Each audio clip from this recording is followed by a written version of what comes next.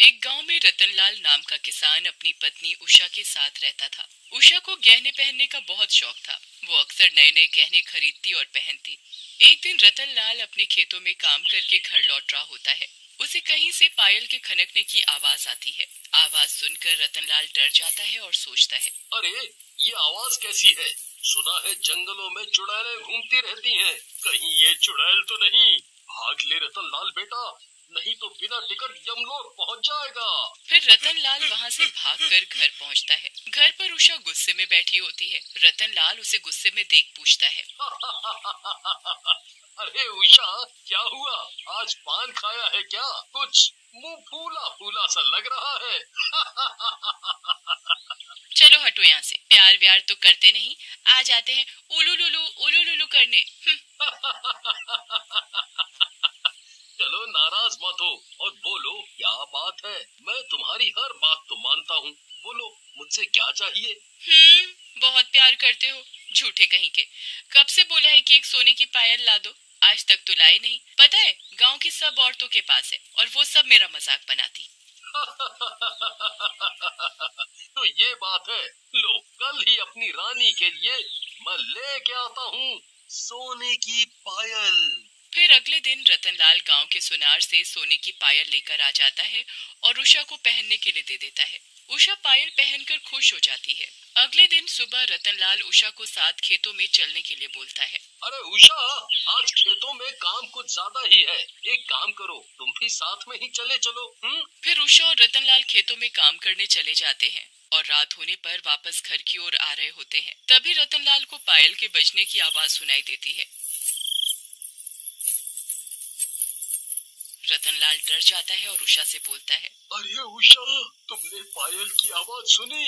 ऐसा लग रहा है जैसे हमारे साथ कोई चल रहा हो। तुम्हारे साथ तो केवल मैं ही चल रही हूँ और मैंने पायल भी पहनी हुई है। कितने डरपोक हो तुम। चलो अब घर की तरफ। अरे वो बात तो ठीक है, लेकिन तुम ये पायल मत पहनो। कहीं डकैतों और चोरों को इसकी आवाज सुनाई दे गई तो वो हमारी जान ले लेंगे और गहने भी लूट के ले जाएंगे। रतनलाल की बात सुनकर उषा घबरा जाती है और अपनी पायल उतार कर रख लेती है। लेकिन जैसे ही वो दोनों थोड़ा और आगे बढ़ते हैं, उन्हें फिर से पायल के बजने की आवाज आती है। वो दोनों रुक जाते हैं और पीछे देखते हैं। उनके पीछे बहुत ही खूबसूरत पायल पड़ी होती है। अरे वाह, कितनी सुंदर पायल है। ये तो तुम्हारी दी हुई पायल से भी अच्छी है। मजा आ गया। इससे पहले रतनलाल कुछ कहता, उषा जल्दी से जाकर वो पायल उठा लेती है। ये देख रतनलाल उषा से बोलता है, अरे उषा, ये क्या कर रही हो? यूं रोड पर बड़ी चीजें नहीं उठाते। चुप करो तुम, ज्यादा ज्ञान मत झाड़ो। इतनी अच्छी पायल पड़ी है, ना जाने कैसी मनहूस बातें करते हो। मनहूस कहीं के। उषा को गुस्से में देख रतनलाल चुप हो जाता है। रात में उषा और रतनलाल खाना खाकर सो जाते हैं। रात में उषा की नींद खुल जाती है और उसे पायल के बजने की आवाज सुनाई देती है।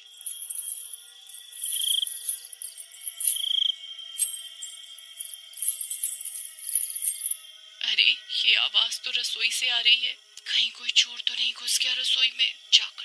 लेकिन जैसे ही उषा किचन में जाती है, उसके पैरों में पानी जैसा कुछ लगता है। उषा किचन की लाइट जला देती है। अरे, ये तो खून है। ये कहाँ से आ गया? तभी उसकी नजर अपने ऊपर पड़ती है। उसके ऊपर एक चुड़ैल लटकी होती है। चुड़ैल को देखकर उषा घबरा जाती है और चिल्लाते हुए रतनलाल के पास भागती है। अजी, सुनते हो? उठो, जल्दी से देखो क्या हो रहा है। हमारे घर में चुड़ैल आ गई है। लेकिन रतनलाल नहीं उठता। ये देख उषा को गुस्सा आ जाता है और वो रतनलाल को जोर से लात मारती है। इस आदमी को सोने के अलावा कोई काम नहीं है। यहाँ मेरी जान को खतरा है और ये आदमी घोड़े बेचकर सो रहा है। उधर उषा की लात से रतनलाल हड़बड़ा कर उठ जाता है। क्या हुआ उषा? क्यों चिल्ला रही हो? अरे, हमारे घर में चुड़ैल है। मैंने अभी उसे रसोई में देखा है। वो छत से उल्टा लटकी हुई थी। क्या बात करती हो? चलो चलकर देखते हैं। फिर रतनलाल और उषा रसोई में जाते हैं। वहाँ पर सब कुछ ठीक ठाक होता है, जैसे कुछ हुआ ही ना हो। तुम भी कमाल की डरपोक हो। कहाँ है चुड़ैल? तुम भी ना अपने बाप की तरह बहुत बहमी हो। चुड़ैल। कहाँ है चुड़ैल? कहाँ है? लेकिन उषा कुछ नहीं बोलती। तभी चुड़ैल उन दोनों के सामने आ जाती है। लोमड़ी सी शक्ल वाले, मुझे याद कर रहा था। ले, मैं आ गई। तुमने पुकारा और हम चले आए, तुमने पुकारा और हम चले आए, खोपड़ी अपने हाथों में ले आए रे। तुमने पुकारा और हम चले आए, खोपड़ी अपने हाथों में ले आए रे। ऐसा कहकर चुड़ैल अपनी खोपड़ी अपने हाथों में पकड़ लेती है। ये देखकर उषा और रतनलाल दोनों बेहोश हो जाते हैं। अरे, एक बात समझ नहीं आती, मुझे देखकर लोग बेहोश क्यों हो जाते हैं? मैं क्या इतनी खूबसूरत हूँ? अगले दिन सुबह उषा और रतनलाल को होश आता है। उषा रात की घटना से बहुत डर गई होती है। मुझे यहाँ से ले चलो, ये चुड़ैल हमें मार डालेगी। अरे उषा, रो मत, मैं अभी जाकर गांव वालों से बात करता हूँ, फिर देखते हैं इस समस्या का क्या इलाज हो सकता है। नहीं नहीं नहीं, तुम किसी से कुछ बात मत करो, हम दोनों ही इस समस्या का इलाज करेंगे। गांव वालों को पता चला तो वो हमें ही दोष देंगे। अगली रात रतनलाल और उषा घर के दरवाजे को खोलकर घर के बाहर जाकर छुप जाते हैं। चुड़ैल रात में आती है और पायल पहनकर बाहर निकलती है। आज ये दोनों डरपोक घर में नहीं है। लगता है घर छोड़कर ही भाग गए। वैसे भी ये दोनों घर के अंदर मिल गए तो मैं इनका सूप बनाकर पीऊंगी। फिर चुड़ैल गांव में घूमने लगती है। चुड़ैल जैसे जैसे चलती है, उसकी पायल में से सुरीली आवाज आने लगती है। तभी एक शराबी जो कि एक पेड़ के नीचे बैठा होता है, वो आवाज सुनता है। क्या आवाज है भाई? लागत है कोनो फिल्म की शूटिंग हो रही है। और ऐसे तो माधुरी ही चला थे। अभी जाकर देखा था अपनी माधुरी को। 1 2 3 4 5 6 7 8 9 10 11 12 13 मेरा करे तू इंतजार, अजब ये आई बहार। शराबी आवाज की दिशा में जाता है और चुड़ैल को पीछे से आवाज लगाता है। ए माधुरी, जरा पीछे को मुड़ो, हम भी संजय दत्त हूँ, खलनायक वाला। अरे पलट मेरी माधुरी, पलट। शराबी की आवाज सुनकर चुड़ैल मुड़ती है। नायक नहीं, खलनायक है तू। तुझे ही तो ढूंढ रही थी मेरे हीरो।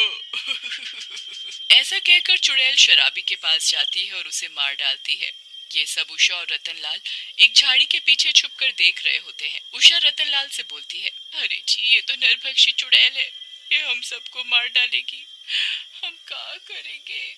तुम डरो मत उषा, अब मैं ही इसका इलाज करूंगा। अगली सुबह रतनलाल गांव वालों को इकट्ठा करता है और उन्हें रात और अपने साथ घटी सारी बात बताता है, जिसे सुनकर टीटू नाम का गांव वाला बोलता है, क्या रतन भाई, इतनी समस्या में हो और हमें अब बता रहे हो? है, बड़ी जल्दी पराया कर दिए। नहीं नहीं टीटू भाई, हमें लगा हम अकेले ही समस्या को सुलझा लेंगे। तभी दूसरा गांव वाला बोलता है, भैया, हमको लागत है रतन भैया जो पायल उठाए थे उसी में कौनो लोचा है। सही कहा तो, बहुत देर से ये हमारे दिमाग में आ रहा था, लेकिन ससुरा निकल नहीं रहा था। आज रात ही समस्या को सुलझाते हैं। हाँ। फिर गांव वाले रात में रतनलाल के घर के बाहर छुप जाते हैं। चुड़ैल रात में रतनलाल के घर से बाहर निकलती है। उसके चलते ही पायल की आवाज आने लगती है। अरे वाह, क्या आवाज है! मन तो कर रहा है इस चुड़ैल के साथ ही चला जाऊं। तभी उषा बोलती है, चले जाओ देवर जी, जाओगे तो अपने पैरों पर, लेकिन आओगे किसी मटके में। तुम भी न भाभी, मजाक बहुत बढ़िया करती हो। तभी रतन बोलता है, अरे भैया, दिन में तो खूब टसन मार रहे थे, हैं? गांव वालों के सामने, अब कुछ करो। ऐसा सुनकर टीटू उठता है और चुड़ैल के पास जाता है। चुड़ैल उसे देखकर रुक जाती है। खूबसूरत औरत, तेरे पैर और ये पायल दोनों कितने अच्छे हैं। कहीं ये आदमी अंधा तो नहीं? इससे मैं खूबसूरत लग रही हूँ। इतना हैरान होकर क्या देख रही हो? कभी मुझसे ज्यादा स्मार्ट लड़का नहीं देखा। है? वैसे भी तुम भी कुछ कम नहीं हो। हाँ। चुड़ैल टीटू की बातों में आ जाती है और बोलती है, मैं क्या सचमुच इतनी खूबसूरत हूँ? सोने की परख तो सुनार को होती है। लाओ अपने पैर दिखाओ, मैं इन्हें देखना चाहता हूँ। ऐसा कहकर टीटू चुड़ैल के सामने बैठ जाता है और चुड़ैल टीटू की बातों में आकर अपना पैर टीटू के आगे कर देती है। टीटू भी जल्दी से चुड़ैल के पैरों से पायल उतारता है और उस पर गंगा जल छिड़क देता है। पायल जलने लगती है। ये क्या कर रहा है? आग आग बुझा, अगर ये जल गई तो मैं भी जल जाऊंगी। मेरी चुड़ैल रानी, तुम्हें मारने के लिए ही तो ये सब नाटक किया था। अब तुम चलो। Bye bye. चुड़ैल जल जाती है। अरे वाह देवर जी, आप तो तांत्रिक भी हो।